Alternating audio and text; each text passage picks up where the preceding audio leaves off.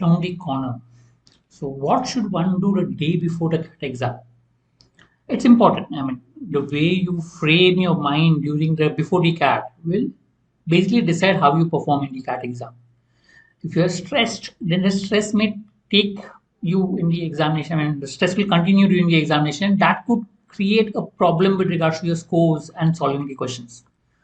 So normally recommended is as a day before the exam, try to de-stress yourself and try to relax as far as possible. So to move your mindset away from the CAT as far as possible. I mean, one way to do is to get involved in activities that you enjoy doing. It could be reading one of your favorite books. Take a short book that you enjoy reading, a short story book, and read it across. That could be one.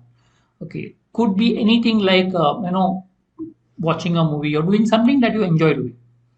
I mean, just to give you my example, I'll first talk about the CAT exam which I wrote first. I mean, at that point of time, what happened was in the first attempt of CAT, we had a college exams from Monday to Friday, and then we had to go to some other city to go and write the CAT exam.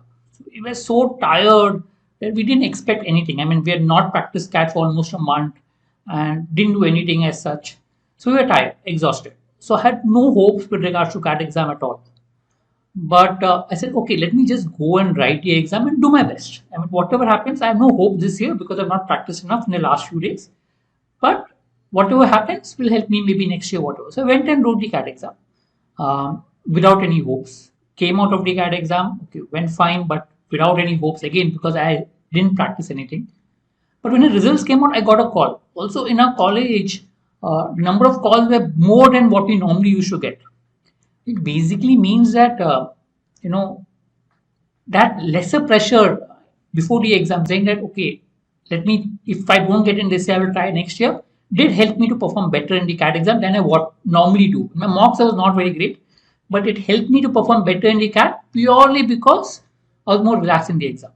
During that time, they never used to give percentiles, so I don't know the percentiles, but I must have performed better because I got a call from CAT. Then in the CET exam, I mean, next year I just wrote a CET exam for the first time. I got a call from Cal in the last year, did not get in next year. So I said, I wrote the CET exam. I prepared for CET seriously. I prepared for CAT also seriously. But when the exam came, I said, okay, let me go and write the CET exam. But even if I get, I may not take it up. I'll just wait for the CAT exam because I want to get into CAT. I want to write one more attempt for CAT to try to get into a top college. So when I wrote the day before the CET exam, I clearly made my mindset that I will write one more CAT attempt. Anyway, I was not performing well in my mocks in the CET. So I had again no hopes of getting into JBIMS, which is the top college in CET. But yes, I had prepared for CET.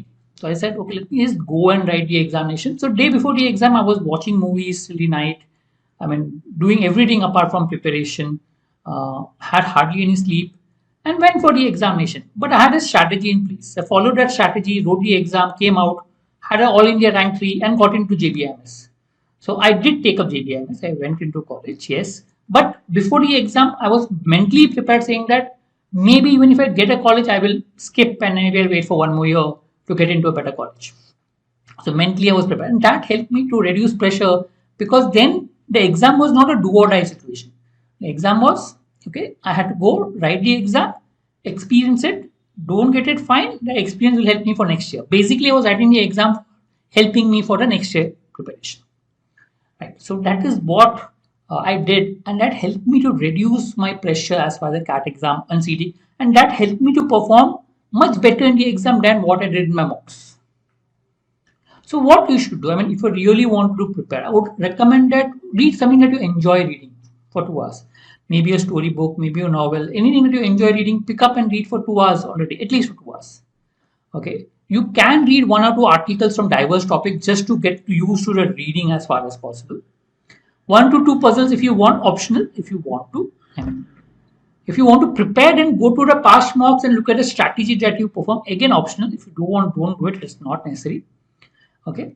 But during the time slot of your exam, that is important. Ensure that you're active during that point of time, either reading or going to the mocks, etc. So these are things that you can do before the examination. In terms of preparation, you can also obviously enjoy yourself, meet your friends, go out, do whatever you want as far as possible. But as far as preparation, this is what you can do before the examination. In the rest of the time, my suggestion is try to relax, have your normal day process, what you normally do on the same day, but do something that you enjoy doing just to move you off, and try to create a mindset saying that okay, it's not a do or die situation. I always will have one more week. My next video will be about mindset during the CAT. So when you're going into the CAT exam, what should be your mindset? That will help you crack the CAT. So that's what I'll do in the next video. We do have courses after CAT for SNAP, SAT, and CET. If you're interested, you can contact us. All the best for the exam and do your best. Thank you.